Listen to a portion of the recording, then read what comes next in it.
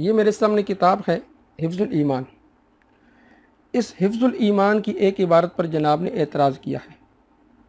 اس اعتراض کا جواب تو میں انشاءاللہ تعالی آگے چل کر تفصیل کے ساتھ دوں گا۔ یہاں صرف حفظ الایمان کی عبارت پر جو جناب نے تبصرہ کیا ہے، اس تبصرے پر چند باتیں آپ کے سامنے عرض کرنی ہیں۔ اچھا، میرا ایک دعویٰ ہے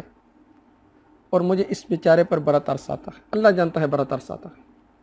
میں اس بیچارے کو علمی یتیم سمجھتا ہوں،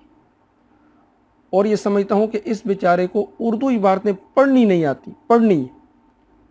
سمجھنا تو دور کی بات ہے۔ اگر میری بات پر آپ کو یقین نہیں تو میں اس پر باقاعدہ آپ کو ثبوت پیش کر سکتا ہوں کہ مرزا صاحب کو اردو عبارتیں پڑھنے نہیں آتی۔ جب پڑھنی نہیں آتی تو یہ خاک سمجھیں گے، اور جب یہ سمجھیں گے نہیں تو دین اسلام کے مسئلے وہ خاک سمجھیں گے۔ جب ان کو سمجھ نہیں آئیں گی تو ظاہر بات ہے کہ یہ علماء پر، سلف صالحین پر، بزرگوں پر وہ لعن طعنی کریں گے نا، ان کی طرف غلط باتیں منسوب کریں گے، ان کی طرف غلط عقائد منسوب کریں گے۔ ظاہر بات ہے کہ ایک بات ان کی عقل کے اندر آئی نہیں ہے۔ تو میرا یہ دعویٰ ہے، مجھے کسی مقام پر بٹھا دیں، میں انشاءاللہ تعالی یہ ثابت کروں گا کہ مرزا صاحب کو اردو عبارتیں پڑھنی نہیں آتی۔ تو اس عبارت پر جناب نے جو تبصرہ کیا ہے، وہ تبصرہ یہ کیا کہ دیوبندی عالم مولانا اشرف علی تھانوی صاحب حفظ الایمان میں، یعنی ایمان کی حفاظت کرنے والی کتاب، کیا حفاظت کر رہی ہے جی؟ وہ جملہ سن لیں، کہتے ہیں رسول اللہ صلی اللہ علیہ وسلم کے علم غیب کے بارے میں اب یہ فرقے کی لعنت آ رہی ہے۔ بریلوی کہتے ہیں کہ علم غیب ہے، وہ کہتے ہیں کہ علم غیب نہیں ہے، اور ہم بھی کہتے ہیں کہ علم غیب ہے۔ اب سب سے پہلے تو میں آپ کے سامنے یہ ثبوت پیش کرتا ہوں کہ جناب کو اردو عبارت پڑھنی آتی ہے یا نہیں آتی۔ عبارت تھی کہ ایسا علم غیب تو زید عمر، اب جناب یہ پڑھتے ہیں کہ ایسا علم غیب تو زید، عمر، بلکہ ہر بچہ، مجنو، پاگل، بلکہ جمیع حیوانات اور بہائم کے لیے بھی حاصل ہے۔ لیکن اب وہ علم غیب کی نفی کرتے ہوئے کیا کہتے ہیں کہ اگر بعض علوم غیبیہ مراد ہیں تو اس میں حضور کی کیا تخصیص ہے؟ وہ کہتے ہیں تم کہتے ہو حضور صلی اللہ علیہ وسلم کو علم غیب تھا، تو اگر تم چند غیبی باتوں کی بات کرتے ہو تو یہ تو سب کو پتہ ہوتی ہیں، اس میں حضور کے لیے کوئی خاصیت نہیں ہے۔ ایسا علم، یہ ذرا الفاظ سنیے، ایسا علم غیب، ایسا علم غیب زید و عمر بلکہ ہر بچہ، مجنون، پاگل، بلکہ جمیع حیوانات و بہائم کے لیے بھی حاصل ہے۔ اس عبارت میں جناب نے دو غلطیاں کی، اردو کی چھوٹی سی عبارت ہے، اس میں دو غلطیاں کی ہیں۔ پہلی غلطی یہ کی کہ زید عمر، عمر کو انہوں نے پڑھ لیا عمر، حالانکہ لفظ ہے عمر۔ دوسری غلطی یہ کی کہ اس عبارت کے اندر پاگل کے الفاظ نہیں تھے، یہ پاگل کے الفاظ جناب نے اپنی طرف سے داخل کر دیے۔ تیسرا جناب نے غلطی یہ کی کہ ایک مسئلہ تھا، وہ مسئلہ اردو کی عبارت کے اندر تھا، اور اردو کی عبارت بیچاروں کو سمجھ نہیں آئی، اور نہ ان بیچاروں کو بریلوی اور دیوبندیوں کا عقیدہ پتہ تھا۔ اب کہتے ہیں جی بریلویوں کا عقیدہ یہ ہے کہ آپ کو علم غیب تھا، دیوبندیوں کا عقیدہ یہ ہے کہ نبی اکرم صلی اللہ علیہ وسلم کو علم غیب نہیں تھا، اور کہتے ہیں جی میرا اپنی طرف نسبت کر کے کہتا ہے جی میرا بھی یہ عقیدہ ہے کہ نبی اکرم صلی اللہ علیہ وسلم عالم الغیب ہیں۔ رسول اللہ صلی اللہ علیہ وسلم کے علم غیب کے بارے میں اب یہ فرقے کی لعنت آ رہی ہے نا، بریلوی کہتے ہیں علم غیب ہے، وہ انکار کرتے ہیں، تو ہم بھی مانتے ہیں علم غیب ہے جو اللہ نے بتایا۔ میں آپ کے سامنے پوری تفصیل رکھوں گا، فیصلہ آپ نے خود کرنا ہے۔ سب سے پہلے تو یہ سمجھیں کہ علم غیب کسے کہتے ہیں۔ میں عربی کی کتاب سے نہیں پڑھوں گا، میں اردو کی کتاب سے پڑھوں گا کہ شاید اس بیچارے کو سمجھ آ جائے۔ یہ کتاب ہے عقائد اہل سنت والجماعت، یہ کتاب لکھی مفتی زین العابدین مکتبۃ الحسن والوں نے شائع کی ہے۔ اس کے صفحہ نمبر 137 پر علم غیب کی تعریف لکھی ہے کہ علم غیب کسے کہتے ہیں۔ کہتے ہیں جی شریعت میں علم غیب اس کو کہا جاتا ہے کہ کسی کو بغیر کسی ذریعہ کے اور بغیر کسی کے بتلائے غیب کی باتیں معلوم ہو جائیں، یعنی بغیر کسی واسطے کے اگر کسی کو کوئی بات معلوم ہو جاتی ہے تو کہا جائے گا اس کو علم غیب ہے۔ یہ شان صرف اللہ تعالیٰ کی ہے، حضور کی یہ شان نہیں۔ اس لیے حضور کریم صلی اللہ علیہ وسلم کو مختلف ذرائع سے علم حاصل ہوتا تھا، اور ذرائع سے حاصل ہونے والے علم کو علم غیب نہیں کہا جاتا۔ تو یعنی یہ آسان لفظوں میں یہ کہہ لیں کہ نبی اکرم صلی اللہ علیہ وسلم کو جتنا علم حاصل ہوتا تھا وہ واسطے کے ساتھ ہوتا تھا، چاہے وہ واسطہ وحی کا ہو، فرشتے کے ذریعے ہو، الہام کے ذریعے ہو یا خواب کے ذریعے ہو، اللہ تعالیٰ آپ کو مطلع فرما دیتے تھے۔ یہ مطلع فرمانے کو انباء الغیب یا اخبار الغیب تو کہا جائے گا، لیکن عالم الغیب نہیں کہا جائے گا، کیونکہ عالم الغیب کا مطلب یہ ہے کہ بغیر واسطے کے علم کا حاصل ہو جانا، اور بغیر واسطے کے علم کا حاصل ہو جانا یہ صرف اللہ کی شان ہے، کسی بندے کی شان نہیں ہے۔ اور یہی بات علامہ علوسی رحمہ اللہ تعالی نے لکھی ہے۔ علامہ علوسی رحمہ اللہ تعالی فرماتے ہیں کہ بالجملتی علم الغیب بلا واسطتی کلن او بعدن، کہ حاصل کلام یہ کہ علم غیب جو بغیر واسطے کے ہو، چاہے وہ کلی ہو چاہے وہ بعض ہو، چاہے سارا ہو چاہے تھوڑا ہو، فرمایا مخصوص باللہ، یہ اللہ تعالیٰ کے ساتھ خاص ہے، لا یعلمہ احد من الخلق اصلا، مخلوق میں سے کسی ایک کو بھی اس کی خبر نہیں ہے، یعنی مخلوق میں سے کوئی بھی اس کو نہیں جانتا۔ یہ علامہ علوسی رحمہ اللہ تعالی روح المعانی کے اندر ارشاد فرماتے ہیں، اور یہی امام شافعی رحمہ اللہ تعالی نے بھی ارشاد فرمایا کتاب الام کے اندر۔ امام شافعی رحمہ اللہ تعالی فرماتے ہیں ان اللہ تعالی استأثر بعلمہ الغیب، کہ بے شک اللہ تعالیٰ نے علم غیب کو صرف اپنی ذات کے ساتھ خاص کیا ہے۔ تو امام شافعی رحمہ اللہ تعالیٰ کے نزدیک بھی علم غیب یہ صرف اللہ تعالیٰ کے ساتھ خاص ہے، کسی اور کے ساتھ خاص نہیں ہے۔ یہ ہے دیوبندیوں کا عقیدہ کہ نبی اکرم صلی اللہ علیہ وسلم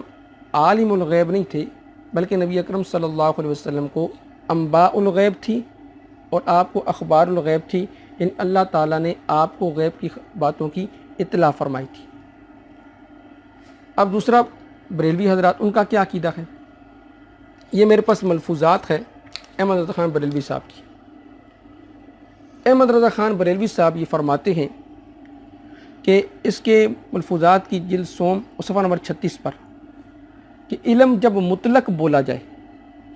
یعنی خالی علم کا لفظ بولا جائے، اور خصوصاً جب غیب کی طرف مضاف ہو تو اس سے مراد علم ذاتی ہے، یعنی جب آپ کسی کو عالم الغیب کہیں گے نا تو اس سے مراد ایسا علم ہے جو بغیر واسطے کے حاصل ہو، یعنی ذاتی علم ہو۔ پھر آگے چل کے کہتے ہیں اور یہ یقیناً حق ہے کہ کوئی شخص کسی مخلوق کے لیے ایک ذرے کا بھی علم ذاتی مانے تو یقیناً کافر ہے۔ تو اس کا خلاصہ یہ نکلا کہ اگر کوئی شخص کسی کو عالم الغیب کہتا ہے تو گویا کہ اس کے لیے علم ذاتی وہ مان رہا ہے۔ اور احمد رضا خان بریلوی صاحب فرماتے ہیں کہ اگر کوئی شخص کسی کے لیے علم غیب ذاتی مان لے، چاہے وہ ایک ذرے کا ہی کیوں نہ ہو، تو فرمایا کہ وہ کافر ہے، اس کو کافر مان رہے۔ تو اس قاعدے کے تحت تو مرزا علی صاحب کیا ہو جائیں گے، وہ کافر ہو جائیں گے۔ اور شروع میں یہ لکھتے ہیں کہ علم غیب سے ہماری کیا مراد ہے، کہتے ہیں جی ہم نہ علم الہی سے مساوات مانیں، نہ غیر کے لیے علم بالذات جانیں، اور عطائے الہی سے بھی بعض علم ہی ملنا مانتے ہیں، نہ کہ جمی۔ اور آگے چل کے لکھتے ہیں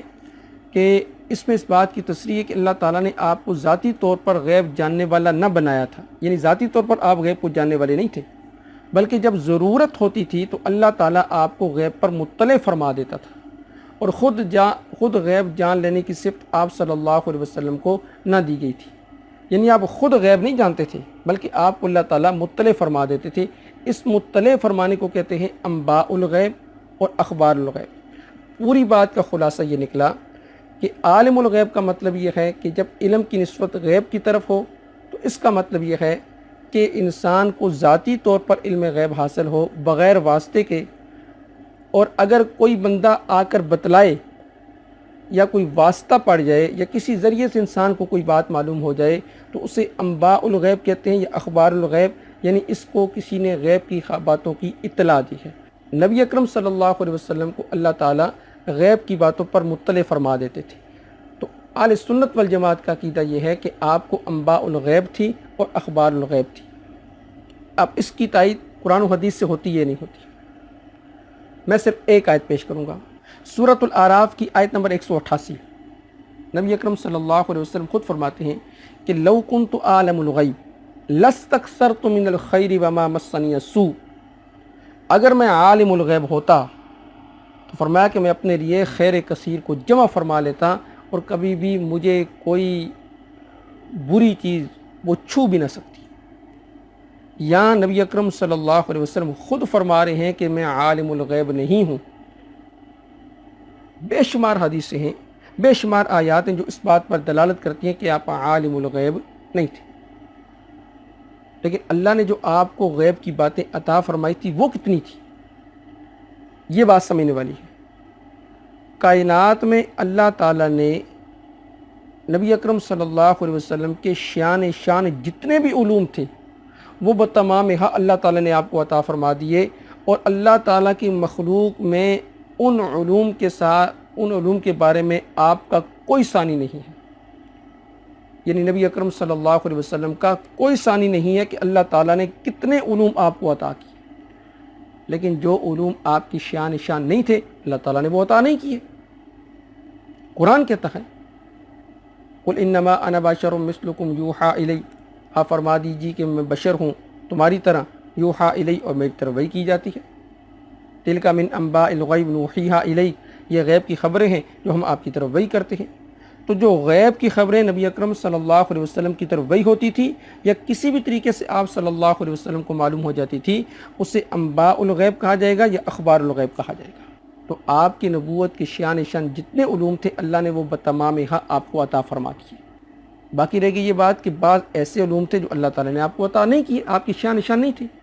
اب قرآن خود کہتا ہے وما علمناہ الشعر وما ينبغی لہ،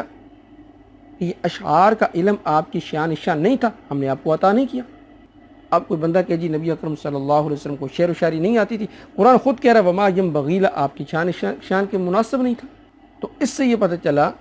کہ نبی اکرم صلی اللہ علیہ وسلم کو جتنے بھی علوم عطا کیے گئے وہ آپ کی شان جتنے تھے وہ سارے عطا کر دیے گئے، اور جو آپ کی شان نہیں تھے وہ آپ کو عطا نہیں کیے گئے، اور جو آپ کی شان نہیں تھے وہ آپ کو نہ دینے سے آپ کی شان کے اندر کوئی فرق نہیں آتا۔ کیوں کہ جو علوم آپ کو عطا کر دیے مخلوق میں کوئی بھی آپ کا ثانی نہیں ہے، آپ کی مثل نہیں ہے کہ وہ آپ کا مقابلہ کر سکے ان علوم کے اندر۔ تو خلاصہ پوری بات کا یہ نکلا کہ آپ کو انباء الغیب تھی اور آپ کو اخبار الغیب تھی۔ بعض لوگ یہ اعتراض کرتے ہیں کہ عالم الغیب فلا یظہر علی غیبہ احدا الا من ارتضی من رسول، اس آیت کے اندر آتا ہے اللہ عالم الغیب ہے، فلا یظہر علی غیبہ احدا، اللہ کسی کو غیب کی باتیں نہیں بتاتا، الا من ارتضی من رسول، مگر اپنے رسولوں میں سے جس کو چاہے اللہ بتلا دیتا ہے۔ اب اس آیت سے دھوکہ دینے کی کوشش کرتے ہیں، دیکھیں جی اللہ خود فرما رہا ہے کہ جی عالم الغیب میں ہوں، لیکن میں اپنے انبیاء کو بھی علم غیب دے دیتا ہوں۔ تو اسی آیت میں اس کا جواب موجود ہے کہ عالم الغیب اللہ کہہ رہا ہے میں ہوں، اور میں کسی پر غیب کی باتیں ظاہر نہیں کرتا، الا من ارتضی من رسول، مگر اپنے رسولوں میں سے جس پر چاہوں۔ تو یہ بتائیں کہ جب اللہ اپنے رسولوں پر غیب کی باتیں ظاہر کرے گا تو کسی واسطے سے کرے گا نا، وہ واسطہ یا وحی کا ہوگا یا الہام کا ہوگا یا خواب کا ہوگا، یہ کسی بھی واسطے سے معلوم ہو جانا اسے اطلاع غیب کہا جاتا ہے، ذاتی نہیں کہتے، اطلاع غیب کہا جائے گا۔ پھر بڑے بڑے مفسرین علامہ علوسی، علامہ نسبی، شاہ عبدالعزیز محدث دہلوی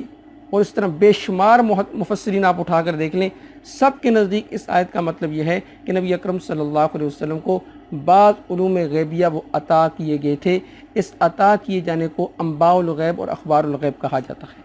اب میرا ایک روایتی جواب، اگر پھر بھی کوئی بندہ نہ مانے، کہتے نہیں یہ آپ عالم الغیب تھے اور اسی آیت سے استدلال کریں، پھر میں اپنا ایک روایتی جواب دیا کرتا ہوں، وہ سارے جانتے ہیں۔ تو پھر میرا سوال یہ ہے کہ اگر نبی اکرم صلی اللہ علیہ وسلم عالم الغیب تھے اور اسی آیت سے پتہ چلتا ہے کہ اللہ تعالیٰ نے آپ کو غیب کی باتیں بتلا دی تھی، تو یہ آیت نازل ہوئی مکہ میں، کیونکہ یہ سورہ جن کی آیت ہے اور سورہ جن مکہ میں نازل ہوئی۔ چلیں بالکل آخری ایام میں بھی کر لیں،